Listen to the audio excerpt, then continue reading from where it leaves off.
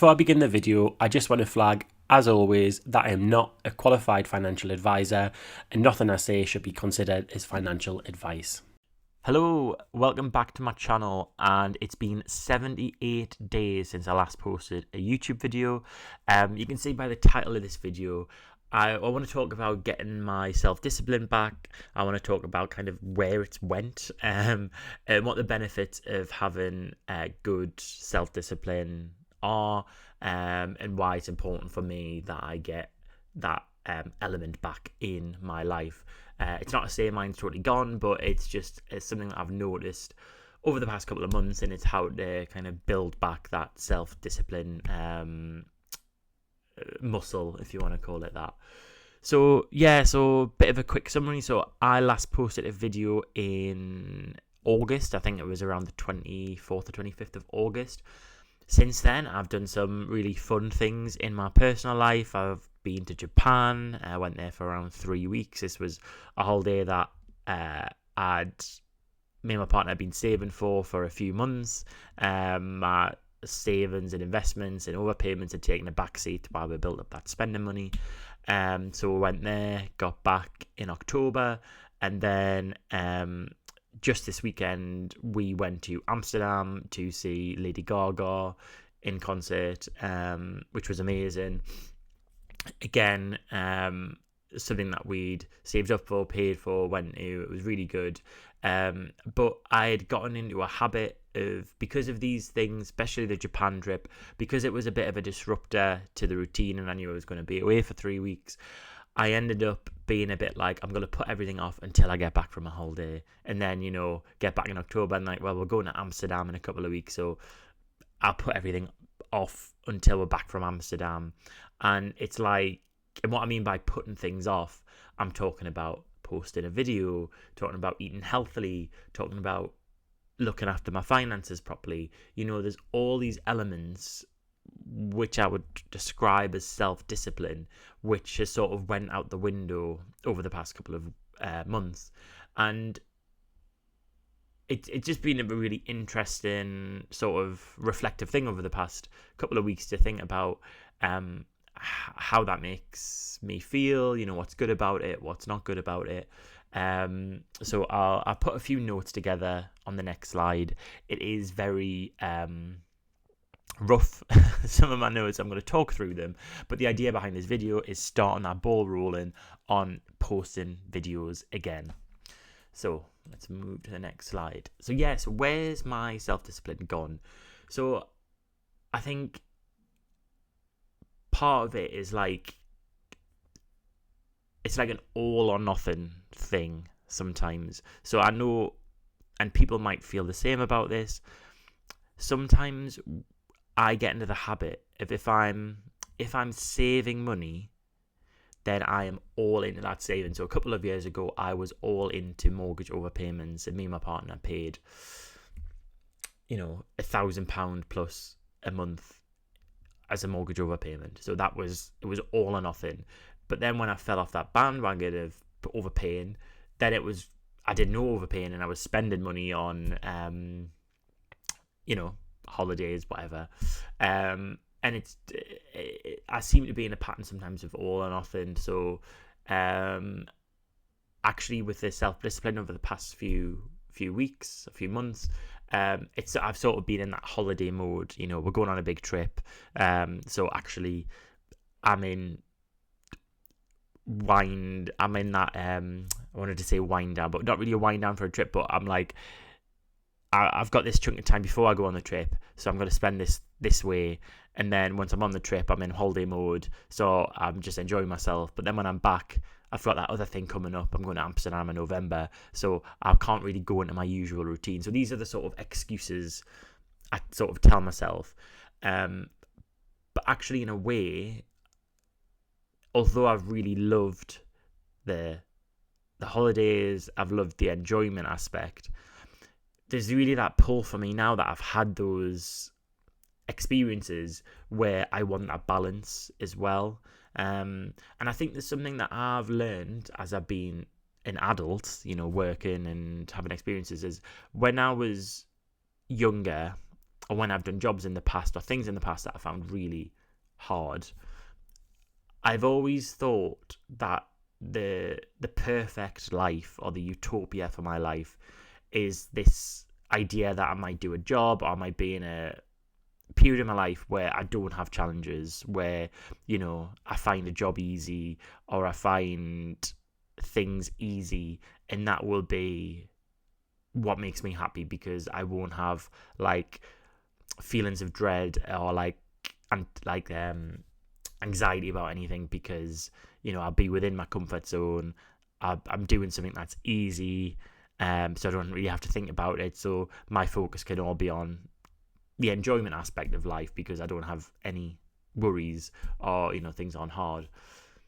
What I've been learning over the past probably 5 years, particularly with mental health things, is that there's like this really important balance and idea of contrasts, where if you have a life where you're not challenged by anything, where nothing's scary, where you're not doing anything that's pushing you to do something that's hard, your level of resilience then gets lower, and your tolerance to those sort of challenges becomes lower. So, in the perfect world, if you never had to encounter a challenge in life, that may be brilliant, but inevitably you will have to encounter a challenge. So you not building that resilience, I should say, me not building that resilience isn't really a good thing, because then my experience of that challenge will be a lot worse than if I'd had regular experience of doing hard things and building resilience to them and experiencing it. So this idea of contrast, at the moment, on the way back from Amsterdam, I was in a bookshop, and I saw The Art of Spending Money, which is the new book by Morgan Housel, who wrote The Psychology of Money, and it's all about the behavior behind choices people make with spending. And one thing it was saying was about this idea of contrasts, and how if you were a millionaire and money was no object, and you spent money on extravagant things every single day, or like nice experience, there's a point where they just become a bit meaningless to you. I mean, this is probably common sense for a lot of people, but it was quite nice reading it. So it's like it's lost on you. It's kind of meaningless. So you could go to lovely restaurants every single day, but there's a point at which that lovely restaurant doesn't really mean anything to you, because you don't have that contrast in your life. You haven't got that experience of cooking at home, so that when you do that nice thing, it feels special. It feels like a treat, and you can apply that to sort of everything in life, in terms of, even me thinking about challenges. If every single day is an easy day and I'm never pushing myself or being disciplined, then actually the idea of that easy day, it just becomes the norm, and it's not really an easy day. It's hard to articulate, but I'm trying to articulate it. And what Morgan Housel is saying in this chapter of the book is that actually, even people who can spend lots and lots of money, some still choose to have a simpler life, with the occasional treat, so that they still have that level of enjoyment and excitement out of things. And I think probably what I would say for me is, I've had the really amazing holiday this past month, and for me, it's that I need that balance back in my life, in terms of I'm feeling a bit sluggish at the moment, because I've really enjoyed myself, but the part of that is I've done that all or nothing thing, where I haven't really been eating that healthily, I haven't been going to the gym, so my fitness isn't as good. And I haven't read as many books as I would normally read. So this Morgan Housel book that I'm reading is the first non-fiction book that I've read for about 4 or 5 months, and I used to be in the habit of reading a non-fiction book and a fiction book every single month. Now I've kept up with the fiction books more or less because I have a book club that I go to, which has that's sort of some external motivation, because I know I need to read it for a certain point in the month. But the non-fiction stuff is something I haven't been reading. So obviously I want to do that. So the next bit of the video, I just want to talk about how am I going to build up this self-discipline. Again, one thing is on the videos front. Now, part of the thing with going on holidays and things, and this is a pattern with making these videos that I've noticed over the years, is that when my finances are going well, so when I'm in that saving, investing, overpaying mentality, I am like on it with the videos. You know, I have that like bit of, I start with it, if I've got that a spark of doing the saving, I feel like, wow, I'm gonna like be disciplined in terms of doing the videos. And it's easy obviously to talk about things that have went well, not things that haven't went well. So when I've been spending money on going to Japan or going to Lady Gaga, and it's all of this luxury spending category, if you want to call it that, it's sort of my motivation for making a video is probably, well, why are people going to want to hear about that? Because they'll just be thinking, well, do you not think your savings should be higher than they are before you spend on these luxuries? So that's one side of it. But also, once you stop making the videos, once you aren't working that muscle, and you know it's a weekly thing you're doing, it's very hard to try and build that back up, because you think, well, I've already went 60 days without making a video, so what's another 2 days? So that routine and the discipline just goes. So yeah, number one is I want to build. I want to start making YouTube videos again, you know. And I think I look back at me maybe probably a year and a half ago, and I was doing, you know, I was reaching out to people and doing podcast episodes, and even, you know, and it was putting myself out my comfort zone. You know, I was talking to people that I've never talked to before, interviewing them, so to speak, posting the videos. And it's not as if like I was being influenced necessarily by views, because I am a small YouTube channel and I've never really got significant views on many videos. But actually, you know, I look back at that, and what I'm proud of is that I did push myself out my comfort zone. I was being creative. I was doing things that, yes, was just ticking a part of my brain that I don't normally get through my work. So and it was a sense of sort of joy. It was something I was learning. It was hard work, and it was a bit of a sense of joy. So yes, that's something I want to start up again. Getting up early, right? Now this, my mantra over the past couple of months is an extra half hour in bed isn't gonna hurt anything. Now, the problem with that, I find, so say I put my alarm on for 6 o'clock in the morning, and I go, oh, I'm so tired at 6 o'clock in the morning, I can't possibly bear to get up out of this warm, lovely bed and get a shower and go into the cold and start my day. So I'm going to just sleep for another half hour, because technically I don't have to be up till 7 o'clock to make it in time to work. The problem with that is that it's a sort of messaging to myself that, like, that's like the first hard thing I'm having to encounter in a day. And sometimes if I'm saying yes to my want for just to be comfortable, I think sometimes it's a signal to yourself that other things in the day that you might encounter you can put off or you can delay.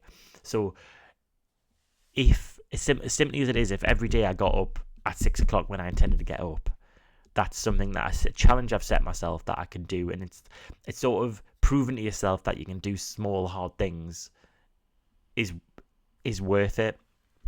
So getting up early is something I want to do. The other thing is probably on the similar thing. It's about that eating healthily, and it's not about doing all or nothing because you need a bit of balance, but it's about what message am I saying to myself. So, for example, I live near a shop, and I absolutely love Diet Irn-Bru. I've probably got an unhealthy habit of having Diet Irn-Brus, and to be honest, the past month I haven't been too bad at it, but there was a point at which every time I passed that shop, I'd go, I'll just go in and get a bottle of Diet Irn-Bru, like a small 500ml bottle, because it's only one bottle of Diet Irn-Bru. That's not going to harm anything, and it's just today, it's just because of this thing that's happened where I need a bit of a pick-me-up, so I'm going to have the Irn-Bru. Now, the problem is that it's never just one. You do it the next day, and those one-time purchases end up being everyday purchases. And not only does it cost money, but it's a signal that, like, what am I having with that Diet Irn-Bru? Probably I'm having a bit of chocolate or something that's a bit unhealthy. So it's like, starts a bit of a snowball. So doing one thing that's a bit unhealthy probably leads to other habits. Now, doing it as a kind of treat, like if I'm out for a meal and I get a soft drink, that's fine, but doing it and it's part of a daily routine, it's probably too much for me. And then, so yeah, I want to eat a bit more healthy, and I was starting that last week where, trying not to purchase things that aren't in the weekly shop. So like if I haven't bought it in the weekly shop, then not buying it on a daily basis. And then the last bit about how to build it is probably reading. So, I've got books I want to read. It's actually just setting at least 20 minutes a day to do the reading, instead of, this famous phrase of I'll do it tomorrow. No, I'll try and do it today. So what other reflections do I want to give on this video? So probably I think balance is really important. So what I'm not saying is I don't want to live a totally disciplined life where I don't allow for luxuries or things where I can slack off or, just enjoy myself. That's not the idea. But it's getting that balance back. So at the moment, I would say in terms of spending and things, I'm more towards spending than saving, and more towards eating unhealthily than eating healthily, more towards being lazy than being productive. So it's getting that balance back, and I don't really know what the balance of kind of the fun, or fun's the wrong word, like the relax element should be. I don't know what that percentage of my time should be, but I do know I need to have a balance, because otherwise it'll be all or nothing, and that'll put me in the same cycle that I have been in. And the important thing is, I'm in November now. I don't want to wait till January. It'd be so easy to say on the 1st of January, that's when I'll start, because actually it would be good to go into the Christmas holidays knowing actually I've got my sense of discipline back. I'm getting up every morning.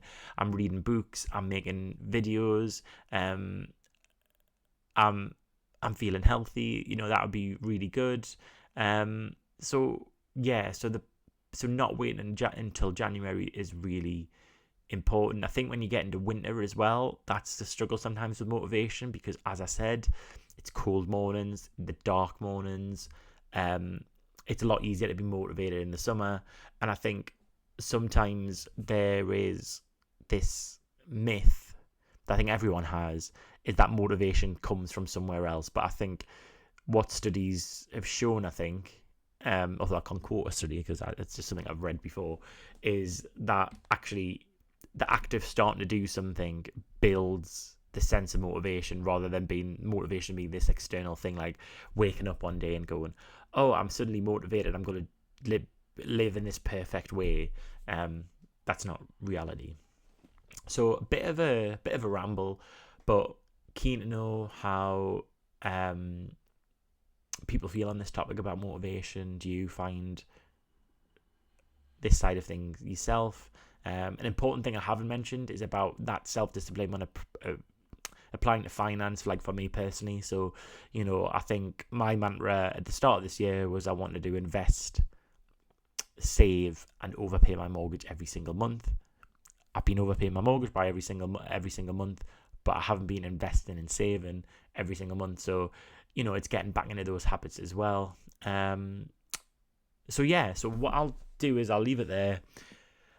Do let us know in the comments if you've got any comments, thoughts, anything, and I'll see you on the next video. And I promise that the next video will be at the weekend. Bit of a challenge to anyone. If I don't post a video by Sunday or Sunday afternoon, if anyone remembers, send a comment on one of my videos just to hold us accountable. Okay, see you soon.